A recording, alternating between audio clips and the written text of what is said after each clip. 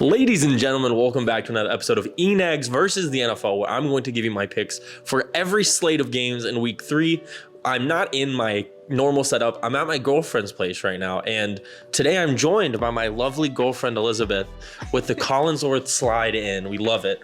And how are you feeling about this week's slate of games? I'm feeling pretty good. I'm out of the survivor pool already in week 3, so I don't have much at stake anymore.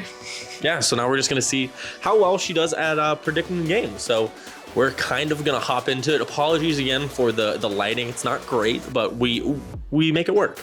So we're gonna start off at Kansas City Chiefs at the Indianapolis Colts. The Chiefs are only 5.5-point favorites.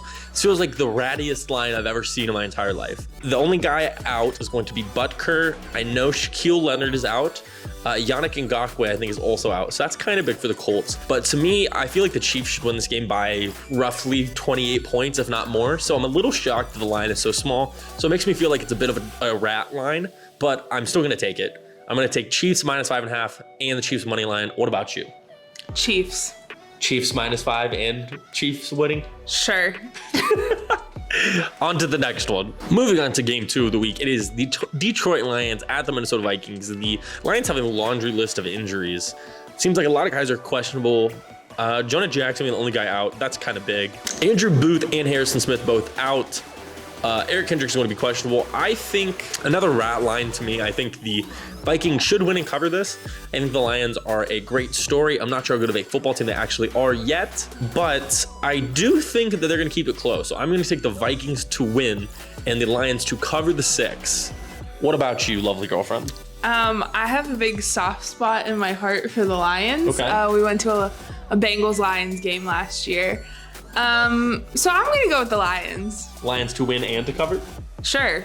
Okay. Rooting for the underdog. She's rooting for the underdog. And moving on to the best game of the week, Cincinnati Bengals at the New York Jets. Bengals are 6.5-point favorites. Drew Sample is out. Jermaine Pratt is doubtful. Hayden Hurst and Lyle Collins are both questionable. Zach Wilson going to be out. That means we're going to play the great Joe Flacco, the elite Joe Flacco, if you will. And then they have a laundry list of questionable guys. CJ Uzomah, Quinnen Williams, George Fant, Corey Davis, a lot of guys. So that makes it a little bit tough for them. I have been notably high on the Bengals for the first 2 games of the season, and that has bit me in the ass multiple times in multiple ways. So I do think I'm just gonna go one more time. Why not? Let's double down. I'm gonna pick the Bengals to win and cover. No, I'm gonna do the reverse. I'm gonna pick the Jets to win and cover because I hate my life, and if the Bengals lose again, I might never post on YouTube ever again. What do you think, Elizabeth? So the reason it's bit him in the ass is because he told me to pick the Bengals last week in the survivor pool, which is the reason I'm out now. So out of hateful vengeance, I'm gonna pick the Jets. Okay. Moving right along, the Baltimore Ravens at the New England Patriots. The Ravens are 2.5-point favorites. It looks like they have a lot of injuries. They have Ronnie Stanley doubtful. J.K. Dobbins is questionable. Same with Marlon Humphreys, Marcus Peters. And those are the big ones. I say likely, I guess.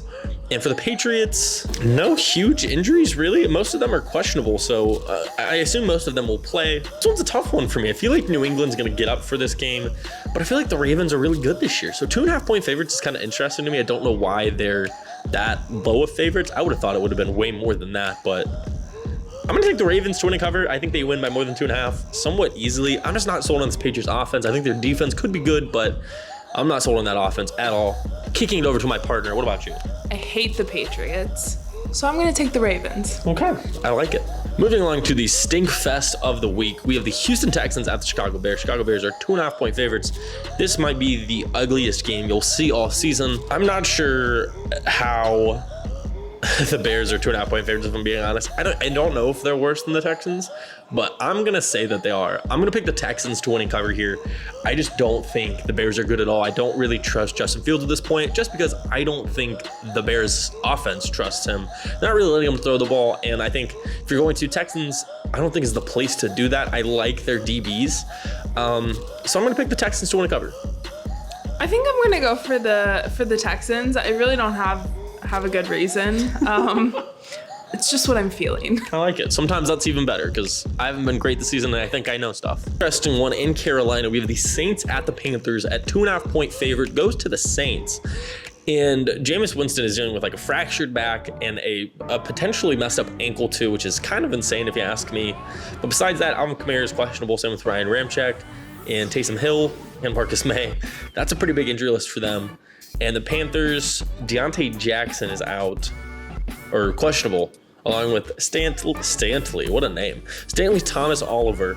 This is such a weird looking game to me, just because I'm not sure if I really trust the Saints with Jameis being pretty much crippled at this point. I think the under is the lock here, but for my sake, let's be contrarian. I'll go Carolina to win and cover, because why not? I'm gonna go with the Saints. We were just in New Orleans. It's where we went on our cruise out of, and we had a good time, so I'll pick the Saints. Okay, I like it. The next game, we have Elizabeth's favorite team, the Buffalo Bills at the Miami Dolphins. The Bills are 5.5-point favorites, but they do have a laundry list of injuries, it looks like. Ed Oliver, Jordan Phillips, and Micah Hyde look to be out. Gabe Davis, Dawson Knox, Mitch Morse, Jordan Poyer, and Tim Settle are all questionable. So those are pretty big injuries for the Saints. I mean, for the Bills, I'm an idiot. For the Dolphins, Armstead is questionable. Xavier Howard questionable, Cedric Wilson also questionable, and Raekwon Davis. To me, I think the Bills are still going to win this game. I think the Dolphins are going to keep it close, though. Micah Hyde being out forces that secondary to play a little bit better, especially with having with Trey White still being out, and they lost Dane Jackson with that neck injury last week. That was really scary. They're going to have two rookie corners playing this week, and against Jalen Waddle and Tyreek Hill, that is not kind of the matchup you want. So I think the Dolphins are going to cover, but I think the Bills still win this game. Bills Mafia all the way, baby. Squish the fish. The next game is a very interesting divisional matchup with the Eagles and the Washington Commanders. Eagles are 6.5-point favorites. Landon Dickinson's the only person on their injury report as questionable. And for the Commanders, nobody of super big note. So I don't really know where I'm leaning this game. I think I'm leaning the Eagles just because they've been so good. But do I think they're going to cover the 6.5 is where it gets kind of interesting. That's a lot of points. I think the Commanders can keep it close with anybody really at this point. What are you going to pick? I'm gonna go with the Commanders because my friend lives in DC and I don't know anyone in Philly, so. To win and to cover? Yes. Okay. I think I'm going to pick the Eagles to win and cover. Don't let me down, Jalen Hurts. Loser leaves town game of the week. The Raiders -2 at the Tennessee Titans. Renfro is out. Denzel Perryman is out. Those are the big injuries, I would say. Josh Jacobs, I know, did not travel with the team, but I think it's just an illness thing. The Titans have Bud Dupree, Taylor Lewan all out. Kyle Phillips is doubtful, and Zach Cunningham is questionable. That's some pretty big injuries for them. This is such a hard game for me. I think both teams are having a really rough start, so it's which team is really going to bounce back. In this case scenario, if you're watching, I'm sorry, Hayden. I think the Raiders are going to win and cover. I just think they're too talented on the offensive side of the ball. I think Derek Carr starts playing better this week, and I think he starts feeding Devontae Adams more than he has been. And I just don't really trust the Titans' offense with no real receiving threats and Tannehill at QB. I'm going to go with the Titans. Okay. Because I feel like the more I pick against you, the better chance I have of being right. That's messed up. Another stinky poopy game of the week. The Falcons at the Seahawks. This is a pick'em. I'm not even going to spend too much time on this one. I think the Falcons win just because I think their offense has more weapons than the Seahawks, and the Seahawks burned me last week on a bet. I'm going to go with the Seahawks. They have cool uniforms. Okay. I love the logic. Next game on the list is the Rams at the Cardinals. The Rams are 3.5-point favorites. The Cardinals are going to be missing Rondale Moore, and James Conner is questionable.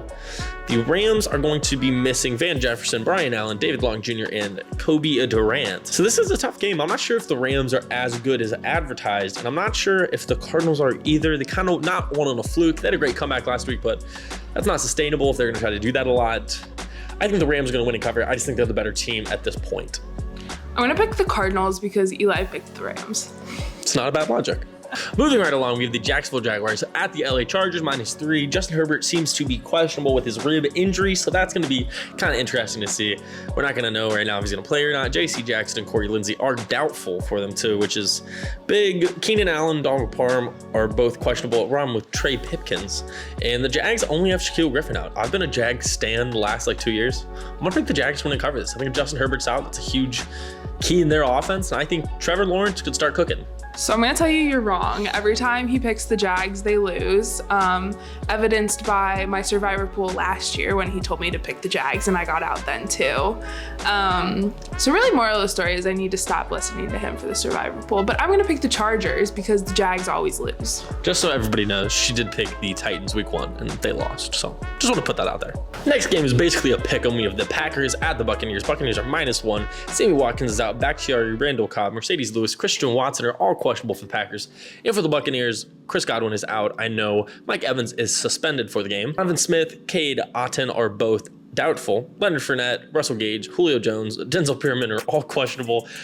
Those are like his 3 main receiving targets. This is going to be such an ugly game. I think it's going to be a super defensive game. It's going to be whose defense can make a play first.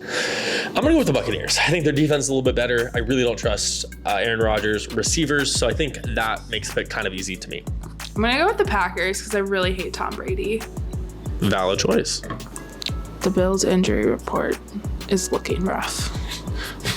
They will prevail, though. Super interesting matchup with Jimmy G's first full start against the Denver Broncos. The Niners are 1.5 point favorites right here. It looks like the only main injury for the Niners is Arik Armstead, who's questionable, so that's not too bad. The Broncos have a laundry list of injuries right now. So part of me wants to lean the Niners, but I really don't. Broncos are talented. I think Russell Wilson will get it back on track at some point. But the fact that Surtain and Jerry Jeudy are both questionable is really big. I'm going to pick the Niners to win and cover this. I think Kittle's supposed to be back this week, so I'm super pumped for that. But I'm going to pick the Niners to win and cover. I'll also go with the Niners. Jimmy G's sexy.